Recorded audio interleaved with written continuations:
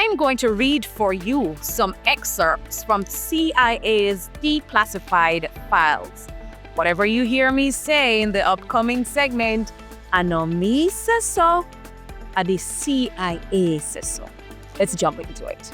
This is the hot take. This week, a tweet from Nekeisha Burchell caught my eye. She mentioned in that tweet that the CIA will be declassifying information on the CIA's involvement in Jamaica between 1976 and 1980. So, I got you. So I got some information from the CIA that's already available to us. Let's jump into it. Leading up to the December 1976 election, there was a wave of shootings and arson terrorizing the Jamaican population. It says that in 1976, there was a fire on Orange Lane. A group of 50 armed paramilitary gunmen burned a block of tenements to the ground.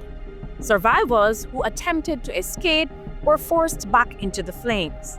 Documents and weapons found in JLP leaders' possession outlined a plan for a US-backed military coup before the elections.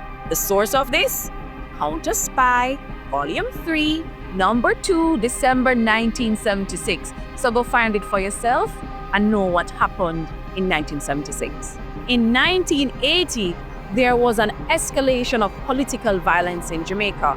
Let's look at what happened at the Eventide Home Massacre, May 19, 1980. Mercenaries burned down a home for destitute elderly women, killing over 150 aged and infirm residents. Edward Seaga, then Prime Minister, downplayed the tragedy, only expressing sympathy for JLP supporters among the dead. This, of course, sparked outrage across Jamaica, with people questioning whether JLP lives were considered more valuable than PNP lives or the lives of Jamaicans who had no political affiliation. Just 2 months later, in July of 1980, there was the Greenwich Town Massacre.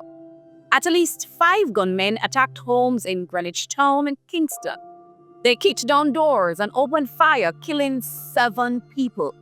A JLP campaign vehicle was involved in the operation. Between June to July 1980, there was a breakout of violence again in Jamaica. A black mercenary army was trained in Florida, specifically recruiting Vietnam War veterans. In July of 1980, there was an M16 bus shooting. 2 men appearing to be repairing a JLP Jeep opened fire on a passing bus using M16 rifles. Following Edward Seaga's visit to the United States, there was an escalation of violence. While in the United States, Seaga predicted more violence in Jamaica. Upon his return, this prediction came true, with coordinated gunfiring increasing across the country. Gangs of young men who previously had no money or resources suddenly had jobs paid $100 per week. Back then, that was a lot of money. Motor scooters, firearms, and the death toll by July 1980 had risen dramatically.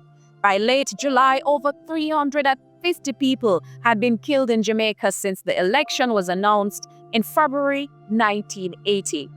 This sparked a burial controversy and the escalation of political violence. It took well over 2 weeks to find burial sites for the victims of the Greenwich Town Massacre.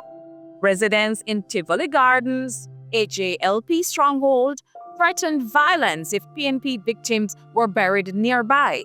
Funerals were moved to Number 5 Cemetery, Spanish Town, where grave diggers were attacked daily, requiring police protection.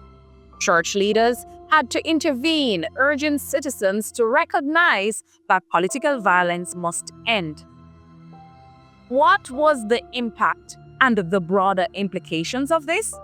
The US actively supported the JLP's efforts to destabilize the country ahead of the 1980 election.